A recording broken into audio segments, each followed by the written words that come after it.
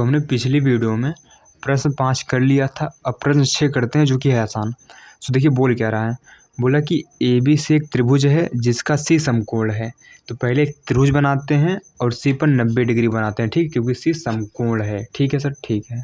देखिए हमने त्रिभुज बना लिया है, इसका नाम कर दीजिए ए, यहाँ बी, यहाँ सी, क्योंकि यहाँ सी समकोण है उसने बोला है ना। ठीक है, अब देखिए आगे क्या बोल रहा है, बोला कि कर्ण ए बी के मध्य बिंदु यम से, देखिए एक कर्ण ए बी है जो 90 के सामने रहता है उसे कर्ण बोलते हैं। इस कर्ण ए बी का मध्य बिंदु, मान लीजिए मध्य बिंदु ये है, ठीक है सर, मध्य बिंदु एम है, ठीक है। उसने बोला भी है कि मध्य बिंदु यम से होकर बी सी के समांतर, देखिए यम ये है, बी सी ये है, मतलब इसी के समांतर एक इसे रेखा खींची गई। क्या खींची गई? रेखा। था हम इसको खींच देते हैं यहाँ पर, है ना। ठीक है सर, खींच देते हैं ना, समथिंग कुछ ऐसा है ना। अब ध्यान दीजिए, ठीक है, इस यम से होकर इस बी सी के समांतर, यानी जो ये रेखा है भैया इसके समांतर है। उसके कहने का तात्पर्य ये है, बी सी के समांतर खींची गई रेखा ए सी को डी पर प्रतिच्छेद करती है, ए सी को यहाँ डी पर काटती है। ध्यान दीजिए, इतनी बात समझ में आ गई सर? बिल्कुल आ गई। ठीक है, हमने प्रश्न पढ़कर चित्र बना लिया। ठीक है सर, ठीक। अब देखिए आगे करते हैं। ठीक है, हमें देखिए सिद्ध इतना करना है। ठीक है, तो पहले लिखते हैं दिया है ना। देखिए सिद्ध करने वाले क्वेश्चन का एक तरीका होता है। तरीका सर क्या है, पहले आपको लिखना होता है दिया क्या है, फिर सिद्ध क्या करना है, फिर सिद्ध करते हैं। ठीक है सर, ठीक है। अब देखिए दिया क्या है उसको लिखते हैं। ठीक है, लिखेंगे यहाँ पर, है ना, ए बी से एक समकोण त्रिभुज है, ए बी सी एक त्रिभुज है, या फिर आप इसको पूरा लिख सकते हैं, या फिर आप लिखिए ए बी से एक त्रिभुज है जिसका सी समकोण है, या फिर आप लिख सकते हैं ए बी से एक समकोण त्रिभुज है, समकोण, क्योंकि जिस त्रिभुज का एक कोण 90 डिग्री होता है उसे समकोण बोलते हैं। समकोण त्रिभुज है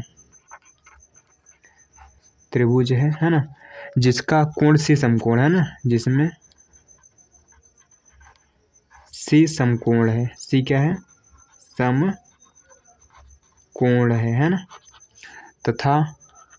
तथा यम कर्ण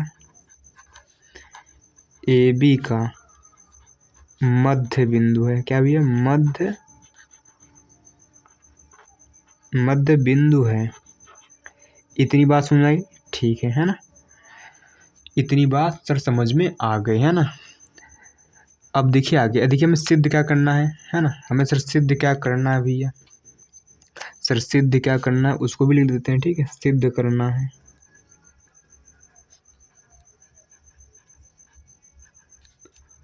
सर सिद्ध क्या करना है वही लिख दीजिए यहाँ पर, है ना। सर हमें सिद्ध 3 चीज़ करना है सर, बारी बारी से लिखते हैं। देखिए पहला लिखना है मेरे को, है ना, जो डी है ए सी का मध्य बिंदु है, डी ए सी का मध्य बिंदु है। सर इसका मतलब क्या है सर, डी ए सी का मध्य बिंदु का मतलब है कि हमें ए डी बराबर सी डी लाना है। पहला में सर क्या लाना है, हमें पहला लाना है, यही लिख दीजिए, डी भुजा ए सी का, ए सी क्या है भैया, मध्य बिंदु है। क्या है?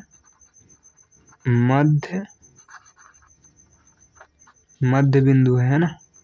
ठीक है सर, पहले में लाना है। सर दूसरे के में क्या लाना भैया, सर दूसरे के में लाना है कि एम डी जो है ना वो लंब है किस पर, ए सी पर, ये लाना है। सर तीसरे के में क्या लाना है भैया, वो भी लिख दीजिए यहाँ पर। सर तीसरे में लाना है कि यहाँ पर जो सी एम है ये बराबर है एम ए, और ये बराबर है 1/2 ए बी। सर ला देंगे, बड़ा ही आसान है। ठीक है सर, ठीक है। अब देखिए इसको करते हैं भैया सिद्ध। क्या करेंगे इसको, अब सर सिद्ध करेंगे इसको, है ना। लिखेंगे यहाँ पर सिद्ध, दिख रहा है सर? बिल्कुल नहीं दिख रहा है।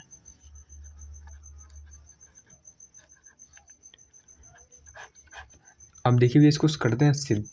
अब ध्यान दीजिए, क्वेश्चन होने वाला है आसान, बहुत ही आसान। ठीक है, तो देखिए पहले हमें लाना है कि जो डी है ना ये भुजा ए सी का मध्य बिंदु है, मतलब मेरे को ए डी बराबर ए सी डी ला देना है।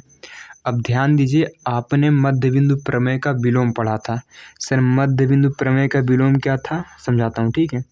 उन्होंने कहा था मान लीजिए आपके पास कोई त्रिभुज ABC है ना, और ये मान लीजिए यम इस AB का मध्य बिंदु है, और जो ये रेखा खींची गई ना, मान लीजिए यन है, ठीक है, ये यन है ना। यम AB का मध्य बिंदु है और ये इसके समांतर है। यम इस AB का मध्य बिंदु है और ये जो ये MN है इसके समांतर है। तो मध्य बिंदु प्रमेय कहती है कि AB यानी N ए भुजा AC का मध्य बिंदु होगा। बस लिखना है, कुछ करना नहीं। लिखते हैं यहाँ पर, लिखेंगे फर्स्ट बार, ठीक है। लिखेंगे यहाँ पर यम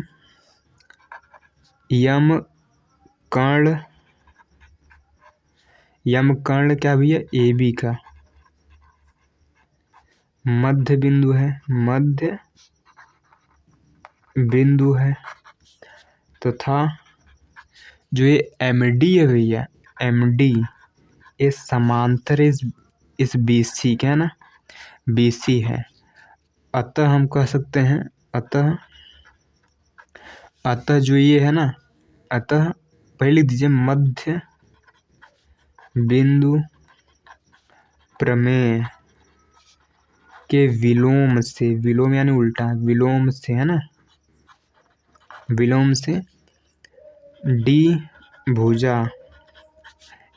AC का मध्य बिंदु होगा। बस इतना ही करना था। आशा करते हैं समझ में आ गया होगा। ये क्वेश्चन में ज़रा भी दम नहीं, बस आपको इस प्रमेय लिख देनी है, कुछ करना ही नहीं है। अब देखिए करते हैं इसका सेकंड पार्ट, जो कि होने वाला है आसान। सो देखिए अब इसका सेकंड पार्ट करते हैं। सेकंड पार्ट में क्या लाना है, ध्यान दीजिए। दिख रहा सर, बिल्कुल हमको लाना कि MD AC पर लंब है। जो MD है ना भैया, ये इस AC पर लंब है, यानी हमें यहाँ पर 90 डिग्री लाना है। सर कैसे लाएंगे, ध्यान दीजिए। अब देखिए भैया ये इसके समांतर है। आपने क्लास 9th में पढ़ा होगा है ना, या फिर आपने 10th में ही पढ़ा होगा कि भैया अगर ये दोनों रेखाएं समांतर हैं तो इन दोनों कोणों का जोड़ हमेशा 180 डिग्री होता है ना। सर बिल्कुल होता है। बस वही नियम यहाँ लगा देंगे। ये 90 है, ये अपने आप 90 आ जाएगा ना।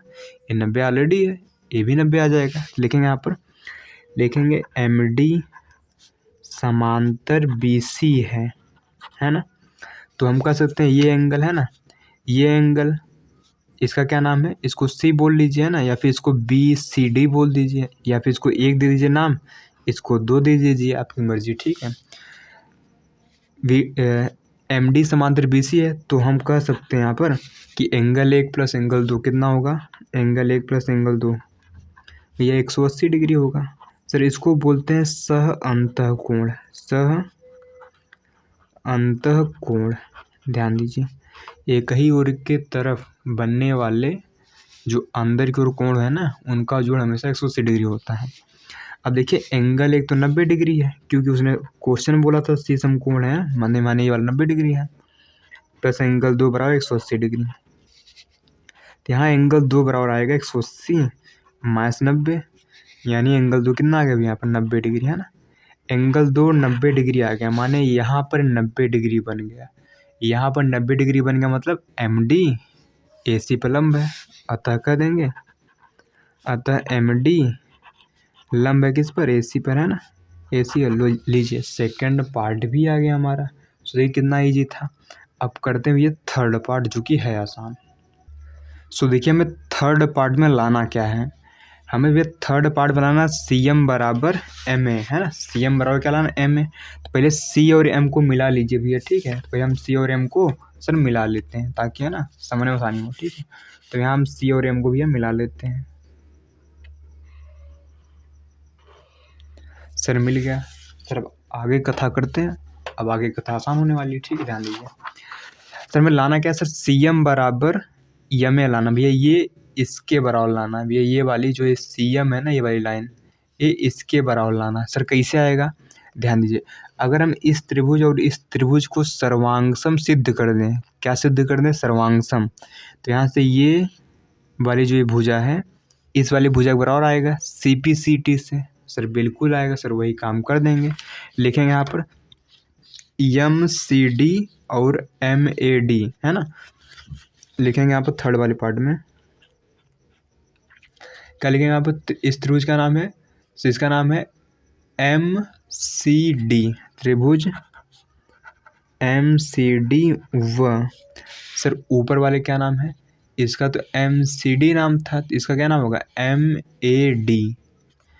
वह त्रिभुज MAD में, है ना। ठीक है सर, ध्यान दीजिए। अब यहाँ ध्यान दीजिए, देखिए अब D इस AC का मध्य बिंदु आ चुका है ना, हमने पहले बार में सिद्ध कर दिया था, माने ये बराबर इसके है। ठीक है सर, ठीक है, तो लिख देंगे यहाँ पर CD बराबर AD है। CD बराबर भैया AD है। सर कहाँ से पाए थे, अभी सिद्ध किया था ना, अभी सिद्ध किया था। ठीक है सर, ठीक है, ये हो गया। अब ध्यान दीजिए, ठीक है ना। अब देखिए ये 90 है, तो ये कितना पाएगा भैया, 90 ऑलरेडी पाएगा ना, क्योंकि आप जानते हैं अगर इधर 90 तो इधर भी 90 बनेगा, क्योंकि दोनों कोणों का जोड़ 180 डिग्री होता है, तो 90 तो ऑलरेडी 90 पाएगा ना। ये 90 सर, ये भी 90 पाएगा, ठीक है ना। तो अच्छा, इसका नाम 2, तो इसका नाम 3 दे दीजिए, आपकी मर्जी। ठीक है, लिख देंगे एंगल 2 बराबर एंगल 3 है। एंगल 2 बराबर एंगल 3 है। सर काहे दोनों बराबर है, क्योंकि दोनों 90 डिग्री हैं, दोनों 90 डिग्री। ठीक है सर, ठीक है। अब ध्यान दीजिए, यहाँ पर जो ये MD है दोनों में कॉमन है, यानी कह देंगे यहाँ पर MD बराबर है MD। सर ये दोनों में कॉमन है, सर कॉमन को बोलते हैं हिंदी में उभयनिष्ठ। क्या बोलते हैं, उभयनिष्ठ। तो लीजिए सर, ये साइड, सॉरी ये साइड इस साइड के बराबर है, ये एंगल इस एंगल के बराबर है, ये साइड इसी साइड के बराबर है, तो हम कह सकते हैं साइड एंगल साइड से। तो हम कह देंगे, तो साइड एंगल साइड सर्वांग समता नियम से जो त्रिभुज यहाँ पर क्या लिखा है, यहाँ पर त्रिभुज MCD वो सर्वांगसम पाएगा किसके, त्रिभुज MAD के।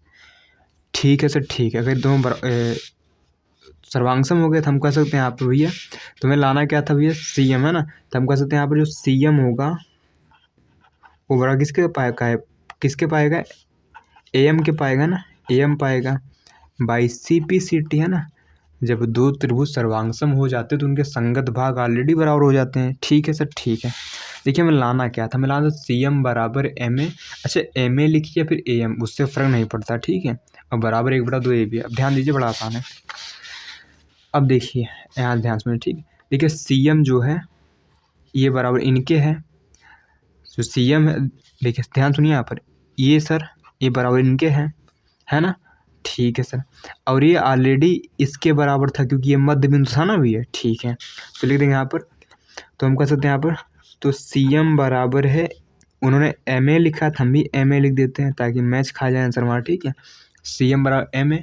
और सर MA जो है, ये जो यहाँ पर ये MA है, ये वाला भाग, ये इस AB का आधा ही तो है भैया। तो लिख देंगे यहाँ पर 1/2 AB, आधा को 1/2 से लिखते हैं ना, तो हो गया मेरा ये भी वाला भैया पार्ट कंप्लीट होता है।